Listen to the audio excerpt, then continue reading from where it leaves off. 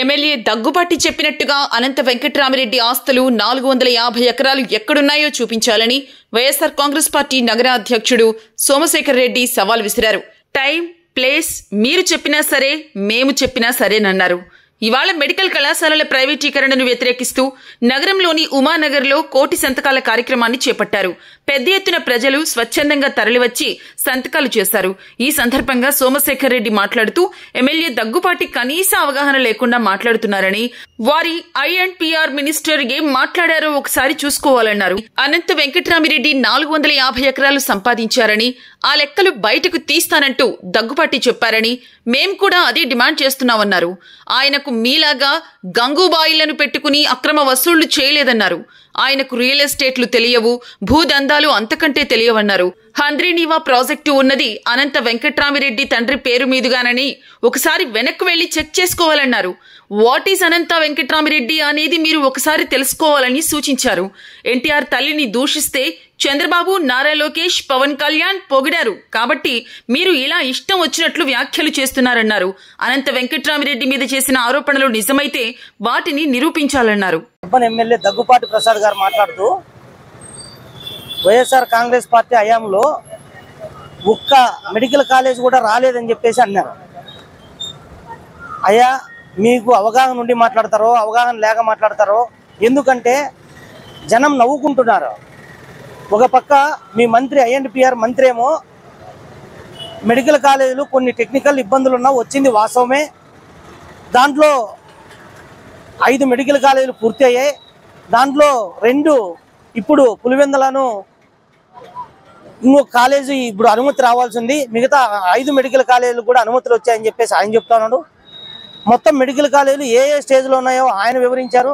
మీరేమో అవగాహన లేకుండా, లేకపోతే మీకు కమ్యూనికేషన్ గ్యాప్ ఉందా, లేకపోతే మీరు ఏదైతే మీ నాయకుడు చంద్రబాబు నాయుడు గారు అడుగుజాడల్లో చెప్పిన దాన్ని పదే చెప్తే అది అబద్ధం అయిపోతుందని, నిజమైపోతుంది అని మీరు భ్రమలో మాట్లాడుతున్నారా దగ్గుబాటి గారు అని చెప్పేసి కూడా అడుగుతా ఉన్నాం. ఒకటి గుర్తుపెట్టుకోవాలా, ఏదైనా ఒక విషయం మాట్లాడేటప్పుడు అవగాహనతో మాట్లాడాలని చెప్పేసి కూడా ఈ సందర్భంగా దగ్గుబాటి గారికి మేము హెచ్చరిస్తా ఉన్నాం. అంతేకాకుండా ఈయన ప్రతిసారి కూడా ఏదో ఒకటి వార్తల్లో వ్యక్తి మాత్రం నిలవాలనుకుంటున్నారు. అప్పుడు చూసాం పాపం ఎన్టీఆర్ వాళ్ళ అమ్మని తిట్టారు, దాన్ని చంద్రబాబు నాయుడు గారు, లోకేష్ గారు, పవన్ కళ్యాణ్ గారు అందరూ సమర్థించారు. కాబట్టి వాళ్ళ అండ చూసుకొని ఏం మాట్లాడినా సరిపోతుంది అని చెప్పేసి మన మాజీ ఎమ్మెల్యే అనంత వెంకట్రామిరెడ్డి గారి పైన కూడా ఒకటి మాట్లాడారు. మేము ఒకటే డిమాండ్ చేస్తా ఉన్నాం. ఎస్, మేము మీ మాటలకు కట్టుబడి ఉన్నాం. మీరు 400 ఎకరాలు ఈరోజు అనంత వెంకట్రామిరెడ్డి గారికి ఉందని చెప్పేసి నిరూపిస్తా, త్వరలోనే అక్రమాసులు తీస్తా అంటున్నారు కదా. ఎస్, మేము పత్రికాముఖంగా మీడియా ద్వారా ఒకటే తెలియజేస్తున్నాం. మీరు ఆ 400 ఎకరాలు మీరు చూపిస్తే మేము ఏమి చేయడానికైనా సిద్ధమే. మీరు డేట్ ఎప్పుడో చెప్పండి, ప్లేస్ ఎక్కడో చెప్పండి, ఆ 400 ఎకరాల పత్రాలు తీసుకొని రండి. ఊరికే మాటలు వద్దు, గాలి మాటలు వద్దు, మీరు తీసుకొని రండి అని చెప్పేసి కూడా మేము డిమాండ్ చేస్తా ఉన్నాం.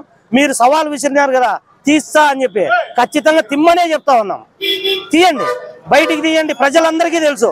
మీకు ఇంకోటి తెలుసో లేదో, అందుకే నేను అవగాహన లేదని ఎందుకన్నానంటే, ఎవరివైనా ఇప్పుడు మీదైనా లేదా ఎంపీ అభ్యర్థి అయినా ఎమ్మెల్యే అభ్యర్థి అయినా నామినేషన్ వేసిన ప్రతి ఒక్కరివి ఈరోజు పబ్లిక్ డొమైన్లో ఎలక్షన్ కమిషన్ పెట్టింటుంది. అనంత వెంకట్రామిరెడ్డి గారికి ఎంత ఆస్తుందో పబ్లిక్ డొమైన్లో ఉంది. కాబట్టి మీరు కేవలం రాజకీయమే మీరు వ్యాపారంగా ఎంచుకున్నారని చెప్పేసి చెప్తా ఉన్నారు. ఎస్, మీరు చెప్పింది నిజమే. ఆయన భూ కబ్జా చేయలే, దౌర్జన్యం చేయలే, ఇంకొక రాశి జోలికి పోలే, లేదా మీ మాదిరి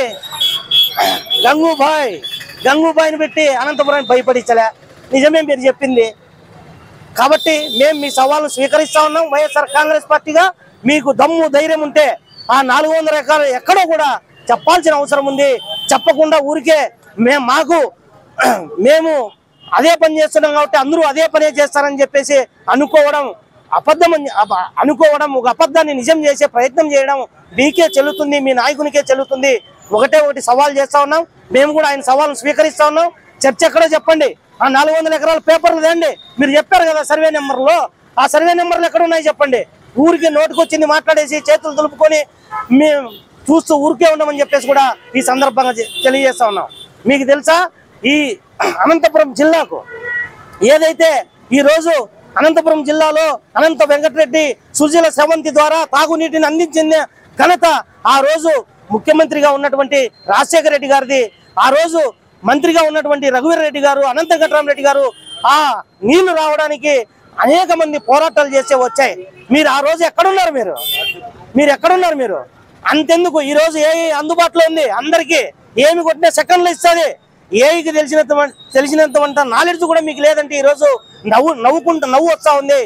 మీకు తెలియకపోతే ChatGPTలోనో జెమిని ఏఐలోనో ఒక్కసారి వాట్ అబౌట్ అనంత వెంకటరామరెడ్డి సుజల స్రవంతి అని కొట్టండి, లేదా అనంత వెంకటరామరెడ్డి గారు ఏం చేశారు ఈ ఊరికని కొట్టండి.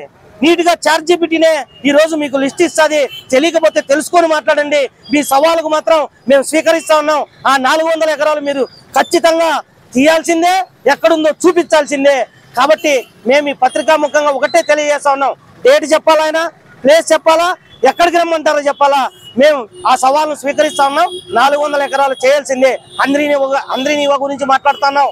అంద్రీనీవా గురించి నీకు తెలుసా? ఇదే ఉరవకొండలో ఈరోజు 2 సార్లు శిలాఫలకం వేసి మర్చినటువంటి నాయకుడు మీ నాయకుడు చంద్రబాబు నాయుడు గారు. అంద్రీనీవా గురించి తెలుసా? అంద్రీనీవా డిస్ట్రిబ్యూటర్ కాలువల గురించి తెలుసా?